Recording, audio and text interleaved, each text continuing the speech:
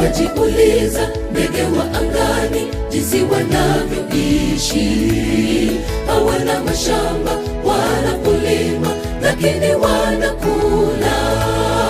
Umejiuliza mti ulokatwa jinsi unavyochipuka na kutoa matawi mapya, kisha mwisho kuzaa matunda? Je, wajiuliza ndege wa angani jinsi wanavyoishi? Hawana mashamba wala kulima, lakini wanakula.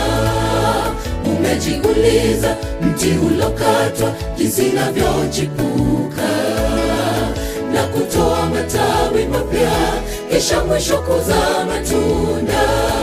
Uwezo wa Mungu ni wa ajabu na ni wa kushangaza sana, na nguvu zake hazilinganishwi na zile za kibinadamu. Na tumshukuru kwa neema yake inayodumu milele. Bwana asifiwe kwa mambo makuu anayotutendea.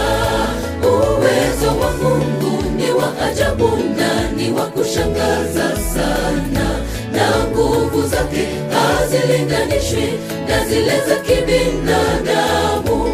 Na tumshukuru kwa neema yake inayodumu milele.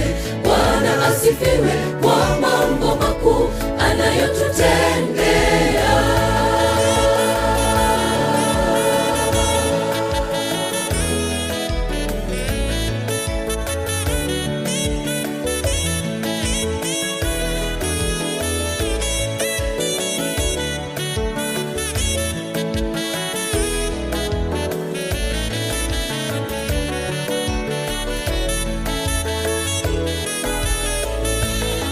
Yohana alipotupwa kule jangwani akiwa kipofu, kwa nguvu zake Mungu wetu alilindwa.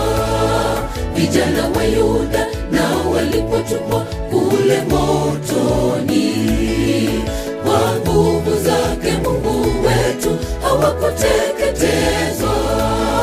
Yohana alipotupwa kule jangwani akiwa kipofu, kwa nguvu zake Mungu wetu alilindwa. Vijana wa Yuda nao walipotupwa kule motoni, kwa nguvu zake Mungu wetu hawakuteketezwa. Uwezo wa Mungu ni wa ajabu na ni wa kushangaza sana, na nguvu zake hazilinganishwi na zile za kibinadamu. Na tumshukuru kwa neema yake inayodumu milele. Bwana asifiwe kwa mambo makuu anayotutendea.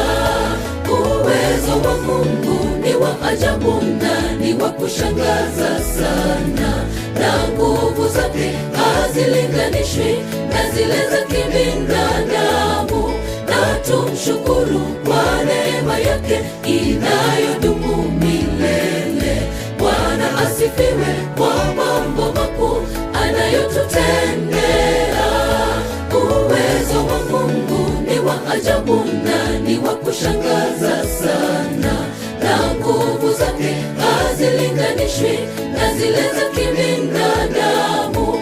Na tumshukuru kwa neema yake inayodumu milele. Bwana asifiwe kwa mambo makuu anayotutendea. Uwezo wa Mungu ni wa ajabu na ni wa kushangaza sana, na nguvu zake hazilinganishwi na zile za kibinadamu.